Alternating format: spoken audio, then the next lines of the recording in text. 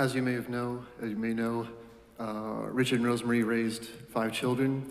We all graduated here from Denison High School. For the last numerous years, my brother Ted and I were often the ones who lived farthest from home. I currently live in Albuquerque. Ted often lived in Texas, New Mexico. But for the last 4 years, Ted has been here in town, helping to watch Dad and the house and so on. And all of us give much thanks to him for that, as well as to you in the community who went and visited Richard and helped bring in communion and so on. I've been teaching at a Catholic high school in Albuquerque this will be my 28th year. Some of my remarks might refer to that. There's a phrase that goes, "Don't lose the forest for the trees." And when you're very young, maybe 6 or 7 years old, or even 10 years old, that phrase doesn't mean anything.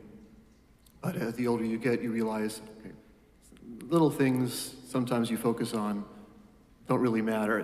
You're losing track of the big picture. Some anecdotes, some small things. I remember, most of us remember going on family trips in the car.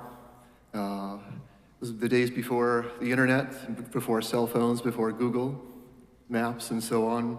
We were coming close to our destination. Dad's driving. All of us are in the back, and we've got the map. We're looking at the directions. We get to the intersection. It's like, okay, which way do I go? Say, Dad, we're going left. You're in the back of the car. You see, okay, left. And the car goes right.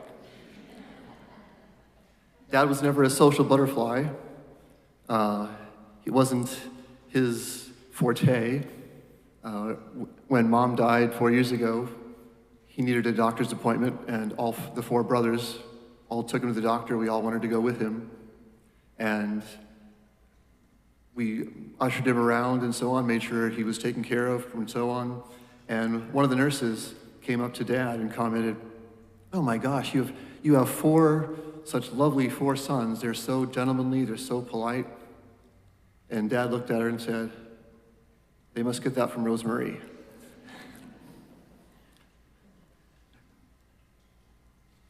Teaching at a Catholic high school, I got a lot of support from my faculty friends. And one of them, who was much older, right on the verge of retirement, made a point of saying to me, "You take the best traits from your parents and you make them your own."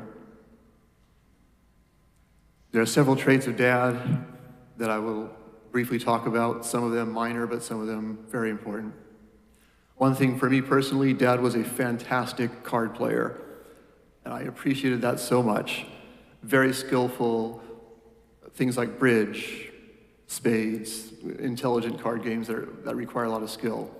I learned a lot of that from my dad, and I am now, today, a really sharp card player. And as a teacher, I teach my kids how to play cards, and they enjoy it immensely. I really appreciate learning that from my dad. Dad was a hard worker. His whole life he worked you grow up on a farm, you know you were always working.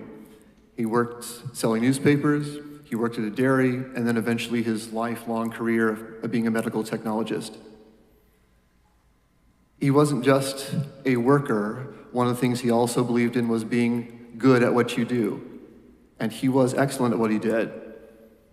There were certain people at the hospital who had to have their blood drawn every week, every month. And they would show up at the hospital, and if Richard wasn't there, they didn't want their blood drawn because Dad was the one who could draw the blood where they felt no pain whatsoever and did it perfectly all the time. When he was in the Army briefly, he was stationed for a while at Walter Reed Hospital.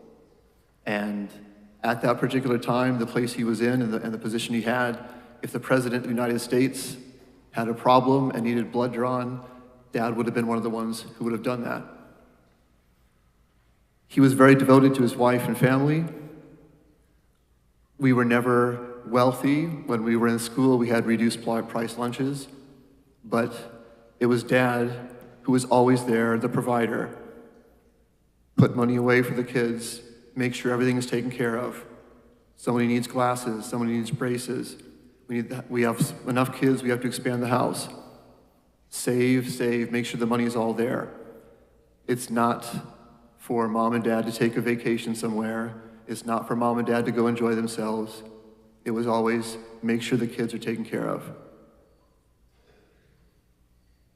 Rosemary and Richard were a fantastic couple. I know it is sometimes cliche to go to a wedding and hear someone say, oh, you know what? These two were just made for each other. And we all know we live in a society where oftentimes close to 50% of marriages end in divorce. Richard and Rosemary were married for as long as Rosemary was alive.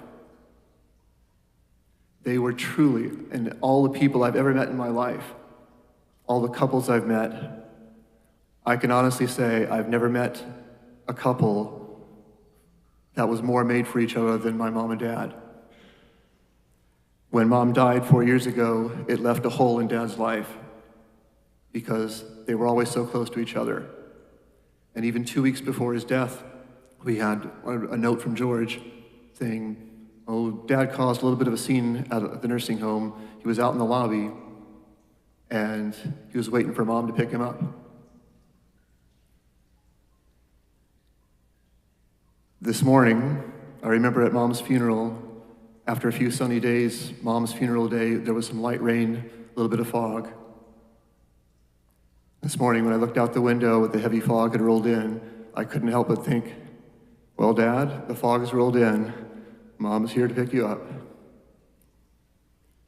Lastly, Dad had very strong faith in God. He enjoyed being part of the Knights of Columbus. He was a very faithful person all his life, worked the Knights of Columbus pancake breakfasts and so on. We enjoyed working with him on that. He was always active in the parish. And all the way through to the last days of his life, those who visited him frequently at the nursing home, one of the things that stayed with him his whole life were his prayers, making the sign of the cross. He knew his prayers all the way to the end because that was his core being. His relationship with God, his Catholic faith was at his very core.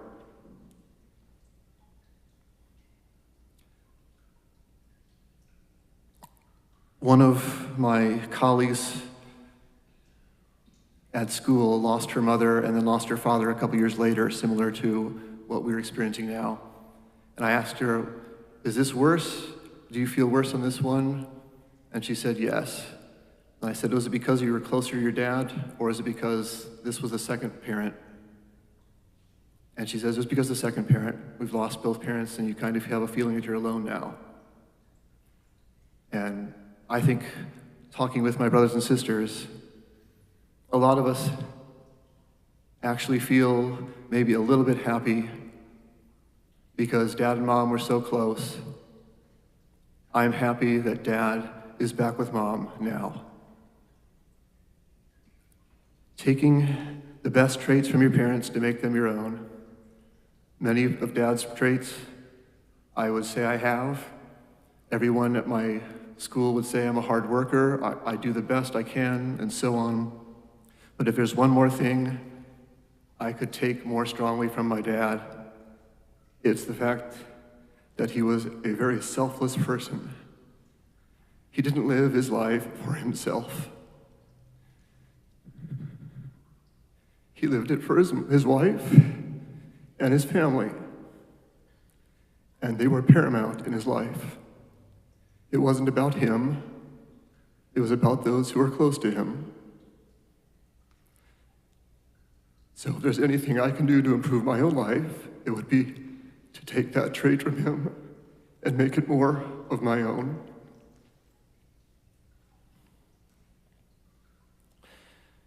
People who are devoted to their families and very humble and often very religious tend not to be the most famous or rich people in our society, but they are rich in the eyes of God. And Dad never lost sight of that. He never lost the forest or the trees. Thanks, Dad.